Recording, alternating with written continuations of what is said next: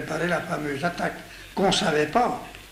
On voyait bien que c'était qu'on bombardait, mais en guise de bombardement, on a écrasé les 3 premières lignes de tranchées allemandes, ou frigolins. On attaquait au petit jour, dans du brouillard qu'on ne voyait pas.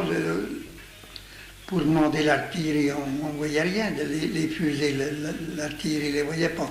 Enfin bon, on passe 3 lignes de tranchées, nivelées, aucun coup de fusil. Mais quand on est arrivé vers la 4e, à la lisière d'un bois, un bois de sapin, soi-disant que c'était le bois de la grille, là on a vu les fils de fer, et derrière ce fil de fer, il n'était pas 10 mètres de large. Et il y avait les mitrailleuses et les fusils qui étaient tout là, que nous descendaient comme des mouches. L'attaque de Nivelles, c'était beaucoup de morts pour peu de terrain. Ah oui, elle était loupée. Et puis sur toute la ligne, il est resté encore une huitaine de jours avant d'être relevé. Ils nous ont menés à Verdun. Oh, ben là, à Verdun, c'était plus le même Verdun qu'en Cire. Là, c'était tranquille. De Verdun, après, ils nous ont menés aux éparges. Ah, les éparges, je les manquais belles. C'était un secteur de torpille. Ce secteur-là, on n'y a resté on n'a fait qu'un coup, peut-être 2 coups tout au plus. Et après, on a retourné au pôle, à pas loin de Verdun, on était logés sur le canal dans les péniches.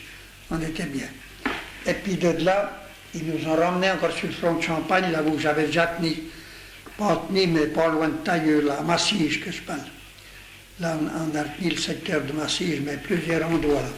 Tout ça, ça se tenait peut-être sur un front, moi je ne peux pas dire, de 40 km. Un coup on était dans l'endroit, un coup dans l'autre, on n'allait pas tout dans la même place.